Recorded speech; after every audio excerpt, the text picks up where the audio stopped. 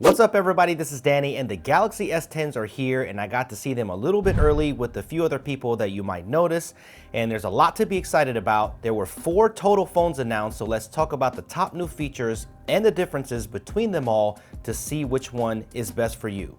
The first one I'm going to talk about is the Galaxy S10e. This is the cheaper $749 option, which comes in these fresh colors, the same high-end glass and metal construction that you're used to with Samsung, but this one has a 5.8-inch Full HD Plus dynamic AMOLED display. It looks really nice and it's not curved, so it's a flat display, which some of you will really like. And the 10e has a dual camera system on the back with 12 megapixel camera with dual aperture at f2.4 and f1.5, and also an ultra wide angle 16 megapixel camera at f2.2 with a 123-degree field of view. There's a single hole punch camera cutout at the top that brings a new 10 megapixel front facing camera sensor with f1.9 aperture, a 3100 milliamp hour battery, 6 or 8 gigs of RAM, and up to 256 gigabytes of storage, SD card slot, dual speakers, and all of these phones retain the headphone jack, which is incredible. There's a fingerprint scanner, but it's on the side of the device, which is unique to the 10e,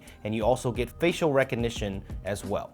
The second one is the $899 Galaxy S10. This comes with a larger 6.1-inch curved dynamic AMOLED display. It still has the single camera hole, but it is Quad HD in resolution. On the back, you get a triple camera system, so this adds the 12 megapixel f2.4 telephoto on top of the ultra wide angle and standard cameras, a bump up in battery to 3400 milliamp hours, 8 gigabytes of RAM, and up to 512 gigabytes of internal storage.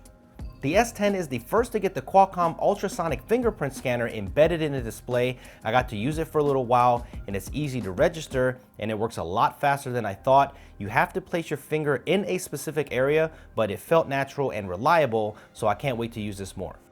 The third one is the $999 S10 Plus, which gets a larger 6.4-inch curved dynamic AMOLED display. All of these phones have this improved AMOLED display with incredible colors and improved contrast, brighter in daylight, and are the first HDR10 certified smartphones. And I really thought that these cutouts on the front-facing cameras on the displays would be a distraction, but it really wasn't that bad. The S10 Plus has a larger cutout because it has dual cameras on the front, one standard and one wide angle, which I think a lot of people will be drawn to. The Infinity O displays are precision cut, and I love the animations that you get around the camera when switching to the front-facing camera, and you also get a custom countdown animation when using gestures to take a selfie. The S10 Plus also gets the ultrasonic in-display fingerprint scanner, has the triple camera system on the back, and also gets the largest battery size at 4100 milliamp hours and goes up to a crazy 1 terabyte internal storage model with up to 12 gigabytes of RAM. And those are the special models, and they will get ceramic backs, which is awesome. So the S10 Plus is the only one that also gets vapor chamber cooling for better gaming performance. I love how most of these features are uniform across all of these phones. All of the phones get the new Qualcomm Snapdragon 855 chipset running Android Pie. They all have IP68 water resistance. They all get headphone jacks. All of them have a standard 128 gigabytes of internal storage with SD card slots, all dual speakers, and all with fast wireless charging 2.0. They also get Power Share, which is their version of reverse wireless charging. I got to try this out with their new Galaxy Buds, which only cost $129, so this looks like a win. It is 4.5 watts when it charges, but I feel like this combo is so practical to give your headphones a quick bump up, but they will also charge any wireless charging compatible smartphone as well.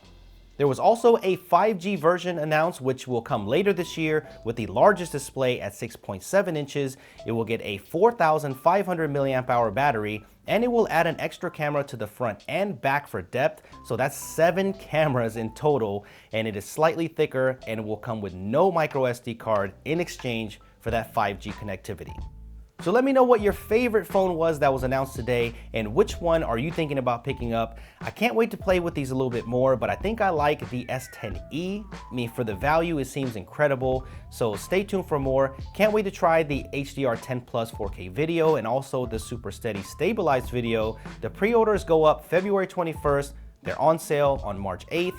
So ask away in the comments if you have any questions. Thumbs up if you enjoyed it. A lot more content's coming soon, so hit that notification bell and subscribe, and I'll see you guys in the next one.